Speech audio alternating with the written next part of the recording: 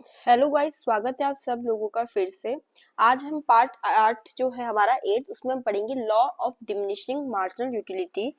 हमने जब chapter start किया तो बहुत जगह पे ये लॉ आ रहा था। ठीक है, अब जान लेते हैं कि law of diminishing marginal utility आखिर होता क्या है। ठीक है, फर्दर जो उसकी मतलब डेफिनेशन है ये बुकिश लैंग्वेज में बाद में जाएंगे। पहले हम जस्ट समझ लेते हैं कि सिंपल लैंग्वेज में कि आखिर ये लॉ आपका क्या कहता है। ठीक है, जो आपका law of diminishing marginal utility है। तो देखो, जो ये आपका लॉ है ये जस्ट सिंपल आपका यही कहता है कि कोई भी पर्सन जब कोई कमोडिटी है उसकी एडिशनल यूनिट कंज्यूम करता है, ज्यादा से ज्यादा उसकी और यूनिट्स को कंज्यूम करेगा, तो जो भी उसको एडिशनल सेटिस्फेक्शन गेन होगा हर एक एक्स्ट्रा यूनिट से वो क्या होगा, डिक्रीज होगा। ठीक है, तो जस्ट यही कह रहा है कि कोई भी पर्सन है जब भी वो किसी सेम कमोडिटी की मतलब उसने एक यूनिट खाई, उसकी एक और यूनिट कंज्यूम करी, एक और करी, ऐसे करके, तो जो भी उसको सेटिस्फेक्शन मिलेगा हर एक एक्स्ट्रा यूनिट से वो क्या मिलेगा, डिक्रीज होता रहेगा। देखो, फॉर एग्जाम्पल आप किसी पिज्जा शॉप में गए, वहां पर आपने पिज्जा ऑर्डर किया। ठीक है, तो समझ लो पिज्जा आपका 5 स्लाइस में डिवाइड हो रखा है। आपको भूख लगी थी, आपने पहली स्लाइस खाई पिज्जा की। ठीक है, तो आपको बहुत सेटिस्फाइंग लगी, मतलब बहुत ज्यादा हाई यूटिलिटी उसने प्रोवाइड करी। फिर आपने किया है सेकंड स्लाइस खाई, आपको वो थोड़ी अच्छी लगी बट जो है मतलब जितनी आपको पहली स्लाइस लगी थी उसके कंपैरिजन में लेस सेटिस्फाइंग लगी। फिर आपने जो है तीसरी स्लाइस खाई, तो आपका क्या है, सेटिस्फेक्शन थोड़ा कम होने लग गया। फोर्थ स्लाइस में क्या हुआ कि आपका पेट फुल हो गया, तो फिर आपको और कम लगा। और फिफ्थ स्लाइस में ऐसा हो सकता है कि आप बिल्कुल नहीं खाना चाहते हो अब उसे। ठीक है, तो वो यही कह रहा है, इस एग्जाम्पल से यही समझाना चाह रही हूँ कि कोई भी कमोडिटी है, जैसे जैसे आप उसकी एक और एडिशनल यूनिट को कंज्यूम करते जाओगे तो धीरे धीरे क्या होगा, जो भी सेटिस्फेक्शन आपको हर एक एक्स्ट्रा यूनिट से मिलेगी वो गिरता हुआ ही चलेगा। मतलब सेटिस्फेक्शन पहले वाले में जितना मिला वो बहुत हाई हो सकता है, फिर क्या होगा, थोड़ा कम, फिर थोड़ा कम।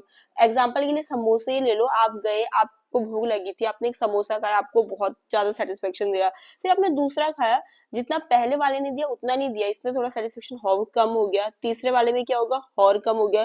फिर आपका पेट भर जाएगा तो ऐसा होगा कि आपको बिल्कुल भी अच्छा नहीं लगेगा। ठीक है, तो ये लॉ आपको यही कह रहा है। तो जो मैंने आपको भी एक्सप्लेन किया वही यहाँ पर भी लिख रखा है कि if a person consume more and more units of the same commodity, कि अगर कोई पर्सन ज्यादा से ज्यादा और यूनिट्स कंज्यूम करता है किसी सेम कमोडिटी की, वो भी कैसे कंज्यूम कर रहा है, लगातार, तो जो एडिशनल सेटिस्फेक्शन उसको हर एक सक्सेसिव यूनिट से मिलेगा वो क्या होगा, डिक्रीज होगा। बट हम इसमें क्या मान के चलते हैं कि कुछ फैक्टर हमारे कांस्टेंट रहते हैं। ठीक है, अदर फैक्टर्स रिमेन कांस्टेंट। और वो कौन कौन से फैक्टर होते हैं, जो यहाँ पर हमने लिख रखा है ना, 9 अदर फैक्टर्स रिमेन कांस्टेंट, वो हम देखेंगे क्या क्या एजम्पशन है। तो बस लॉ ने तो आपको यही कहा कि कोई भी पर्सन जब एक और यूनिट कंज्यूम कर रहा है किसी सेम कमोडिटी की लगातार, तो जिसको एडिशनल सेटिस्फेक्शन हर एक सक्सेसिव यूनिट से मिलेगा वो क्या होगा, डिक्रीज होता जाएगा। अब हम इसमें कुछ एजम्पशन जान लेते हैं, क्या है इस लॉ के एजम्पशन। तो जो हमारा law of diminishing margin utility है उसको कुछ एजम्पशन पे बेस्ड है। ये लॉ तभी आपका अप्लाइड होगा अगर ये कंडीशंस फुलफिल्ड होंगी। ठीक है, तो क्या वो एजम्पशन है, ये जो हमने एक लाइन का यूज किया, अदर फैक्टर्स रिमेन कांस्टेंट, वो कौन से हैं उन सबको हम जान लेते हैं। फर्स्ट आपका है होमोजीनियस यूनिट। ठीक है, तो हम इसमें ऐसे एज्यूम करके चल रहे हैं कि जो भी हम कमोडिटी कंज्यूम कर रहे हैं उसकी जो सारी यूनिट्स है वो सेम है, आइडेंटिकल है, सेम साइज की है, सेम क्वालिटी की है, सेम नेचर की है। तो ठीक है, पहला तो हमने एजम्पशन यही माना कि जो भी हम कमोडिटी है उसकी जितनी भी यूनिट होगी वो क्या होंगी, आपकी होमोजीनियस होगी, साइज में, क्वालिटी में, नेचर में। फॉर एग्जाम्पल के लिए हम किसी दुकान में ही गए, हमने 5 समोसे लिए तो उनका साइज, क्वालिटी सब सेम होगा। हाँ, अगर ऐसा होगा कि पहला समोसा ऐसा था कि काफी बड़ा सा था और दूसरा छोटा सा है, ऐसे नहीं, सेम साइज का होगा, सेम क्वालिटी की होगी। ठीक है, तो हम इसमें ये एज्यूम करके चलते हैं। दूसरा, फिर हम जो कंजम्पशन कर रहे हैं वो कंटिन्यूसली हो रहा है बिना किसी लंबे गैप के। अब फॉर एग्जांपल के लिए भी मतलब आपने 5 समोसे लिए, एक समोसा आपने, 2 समोसे आपने अभी खाए, फिर आप उसमें काफी लंबा गैप रख रहे 2-3 घंटे का, फिर 3 समोसे बाद में खा रहे, तो हो सकता है वो 3 समोसे भी आपको वही सेटिस्फेक्शन प्रोवाइड करे क्योंकि आपने गैप रखा और तब तक आपको भूख लगी होगी। तो हम इस पे ये भी मान के चलते हैं कि जो यूनिट है एक तो कमोडिटी की होमोजीनियस होनी चाहिए, सेम साइज क्वालिटी की। दूसरा कि हम कंजप्शन कंटिन्यूस कर रहे हैं बिना किसी लंबे गैप के। जो हमारी मेंटल और फिजिकल स्टेट है वो सेम होनी चाहिए, ठीक है।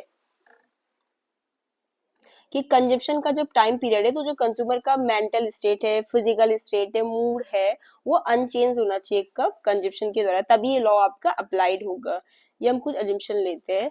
फोर्थ है ये कि cardinal measurability of utility.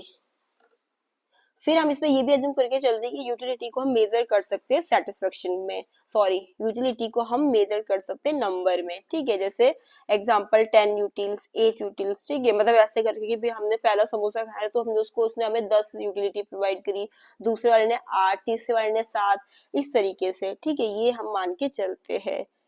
Utility से हमारा यहाँ पर क्या मतलब है, सेटिस्फेक्शन, कि हम मान के चल रहे हैं कि कंज्यूमर को जो सेटिस्फेक्शन मिल रहा है किसी कमोडिटी को, यूनिट को कंज्यूम करके, वो कैसा होगा कि हम उसको मेजर कर सकते हैं नंबर में। फिर कि कंज्यूमर के क्या बोलते हैं, टेस्ट में या प्रेफरेंस में बिल्कुल भी चेंज नहीं होगा, जो मतलब कंजप्शन के टाइम पीरियड में। ये कंजप्शन का टेस्ट हो गया, प्रेफरेंस हो गया, हैबिट होगा, वो क्या होगा, कांस्टेंट रहेगा ड्यूरिंग द कंजप्शन पीरियड, ठीक है। फिर ये भी मान के चल रहे कि जो इनकम है, प्राइस है, वो भी कांस्टेंट रहेगा। कंज्यूमर की इनकम हो गया, प्राइस हो गया गुड्स का, वो चेंज नहीं होगा। रिलेटेड गुड्स के मतलब जो सब्स्टिट्यूट गुड्स है उनका कुछ चेंज नहीं होगा, कांस्टेंट रहेगा। फिर एक हम एजम्पशन ये मान के चल रहे कि हमारा कंज्यूमर कैसा है, रैशनल कंज्यूमर है, कि वो समझदार है, वो मतलब इस तरीके से अपने लिमिटेड रिसोर्सेज को खर्च करेगा कि उसका जो टोटल सेटिस्फेक्शन है वो क्या हो सके, मैक्सिमाइज है। ये भी एज्यूम करके चलते हैं हम। फिर हम ये एज्यूम करके चलते हैं कि वो एक समय पे क्या कर रहा है, सिंगल कमोडिटी का कंजम्पशन कर रहा है। ये लॉ तभी अप्लाई होगा जब कंज्यूमर कंज्यूम कर रहा है एक कमोडिटी एक टाइम पे, मिक्स नहीं कर रहा उसको और चीजों के साथ, ठीक है। एक टाइम पे एक ही कमोडिटी को कंज्यूम कर रहा है। फिर हम ये भी मान के चलते हैं इसमें कि जो मार्जिन यूटिलिटी है मनी की, वो कांस्टेंट है। किस समय, जब हम कंजप्शन कर रहे हैं, जब कंज्यूमर ना कंज्यूम कर रहा है गुड्स को, उस समय जो मार्जिन यूटिलिटी मनी की है वो कांस्टेंट रहेगी, चेंज नहीं होगी। फिर एक और हम मान के चलते हैं कि जो हमारी कमोडिटी है वो कैसी है, डिविजिबल कमोडिटी है। डिविजिबल कमोडिटी आपकी वो होती है कि जिसमें हम जब कमोडिटी को कंज्यूम कर रहे हैं तो हम उसको छोटे छोटे यूनिट्स में डिवाइड कर सकते हैं, ताकि हम उसे कंज्यूम कर सके सक्सेसिव पोर्शंस में, ठीक है। तो हमारी कमोडिटी कैसी है, डिविजिबल कमोडिटी है। ये लॉ तभी आपका अप्लाई होगा जब इनिशियल जो कंजप्शन है वो आपको पॉजिटिव यूटिलिटी देगा। मतलब कि आपने कोई कमोडिटी है, उसकी मतलब कुछ यूनिट्स को कंज्यूम किया, उसने आपको पॉजिटिव सेटिस्फेक्शन दिया, तब जाके तो लॉ अप्लाई होगा। कि अगर प्रोडक्ट कोई है वो कंज्यूमर को शुरू से ही मतलब डिसलाइक, पसंद नहीं आया, तो ये लॉ क्यों अप्लाई होगा।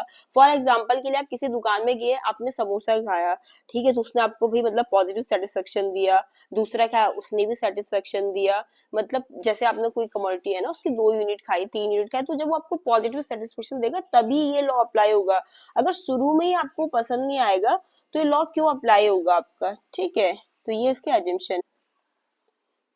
तो देखो जो ये आपका लॉ है आपका, हमने कहा ना, law of diminishing marginal utility, इसके कुछ और भी नाम है तो हम इसको जान लेते हैं। अगर बुक में और नाम से मतलब पूछ लिया जाता है क्वेश्चन में, जो इसके और भी नाम है, इसको हम और क्या कह सकते हैं, फंडामेंटल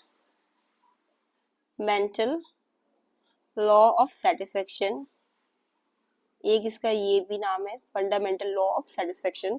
एक उसका और एक नाम है गूसेंस फर्स्ट लॉ, ठीक है, गूसेंस का पहला सिद्धांत। ये नाम इसका क्यों पड़ा था, एक आपके जर्मन के इकोनॉमिक्स थे जिनका नाम क्या था, हरमैन हेनरिच गुसेन, ठीक है। ये आपके जर्मन इकोनॉमिक्स थे, हेनरिच गुसेन, ठीक है,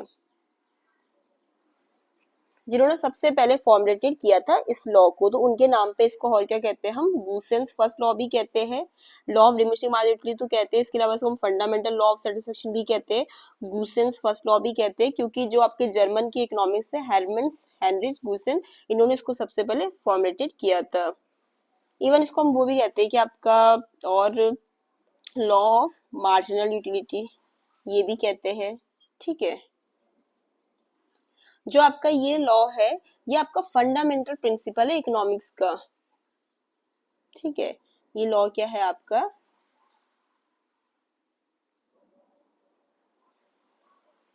फंडामेंटल प्रिंसिपल है आपका इकोनॉमिक्स में। ये लो आपका फंडामेंटल प्रिंसिपल है आपका इकोनॉमिक्स में, जो क्या एक्सप्लेन करता है, कंज्यूमर के बिहेवियर को, जो वो कंज्यूम करते हैं मल्टीपल यूनिट्स किसी सेम कमोडिटी और सर्विसेज की लगातार, ठीक है, तब कंज्यूमर के बिहेवियर को ये लॉ हमें एक्सप्लेन करता है। तो देखो ये लॉ आपको किस में मदद करता है, ये लॉ हमें, ये जो लॉ है ये हमें एक्सप्लेन करता है कंज्यूमर के बिहेवियर को समझने में, ठीक है, कि जब कोई कंज्यूमर है वो किसी कमोडिटी की सेम कमोडिटी की ज्यादा और से ज्यादा मोर एंड मोर यूनिट्स को कंज्यूम करता है, तो तब हमें उसके बिहेवियर को समझने में मदद करता है, ठीक है, लगातार जब कंज्यूम कर रहा है किसी सेम कमोडिटी की ज्यादा से ज्यादा यूनिट्स को। ये लॉ यही तो बताता है कि भाई मतलब आपका जो ज्यादा से ज्यादा किसी भी कमोडिटी की, अगर कोई सेम कमोडिटी की आप ज्यादा से ज्यादा यूनिट को कंज्यूम करोगे लगातार, तो भी जो आपको उससे एडिशनल सेटिस्फेक्शन मिलेगा हर एक सक्सेसिव यूनिट से, वो क्या होगा, डिक्रीज होता चलेगा। ये आपका डिमांड कर्व को बनाने का भी बेसिस होता है, ठीक है, ये law form basis for demand curve, कि हमारा डिमांड कर्व डाउनवर्ड स्लोपिंग क्यों होता है, ठीक है। तो इसमें हमने law of diminishing marginal utility का जो पढ़ा, तो इसमें हमने जाना है कि जो भी आपका लॉ है वो यही बता रहा है कि मतलब कोई भी कंज्यूमर अगर किसी कम सेम कमोडिटी की ज्यादा से ज्यादा एडिशनल यूनिट को कंज्यूम करता है लगातार, तो जो भी उसको उससे सेटिस्फेक्शन मिलता है हर एक सक्सेसिव यूनिट से, वो क्या होता है, डिक्रीज होता रहता है। फिर हमने इसके कुछ एजम्पशन भी माना, जिसमें हमने जाना कि भी आप क्या क्या आपके एजम्पशन है जब ये लॉ आपका अप्लाई होगा या ट्रू होगा, ठीक है। इसको फिर हमने जाना कि इसको और हम किस किस नाम से जानते हैं, उसमें हमने कहा कि इसे फंडामेंटल लॉ ऑफ सेटिस्फेक्शन भी कहते हैं, गूसेंस फर्स्ट लॉ भी कहते हैं। ये जो आपका लॉ है फंडामेंटल बेसिक प्रिंसिपल है आपका इकोनॉमिक्स का, ठीक है, कंज्यूमर को बिहेवियर को समझने में मदद करता है, बेसिस है आपका डिमांड का फॉर्म होने के लिए, ठीक है। तो इसमें हमने यही पढ़ा। आज की वीडियो में इतना है। वीडियो पसंद आए तो लाइक करो, शेयर करो, चैनल को सब्सक्राइब करो।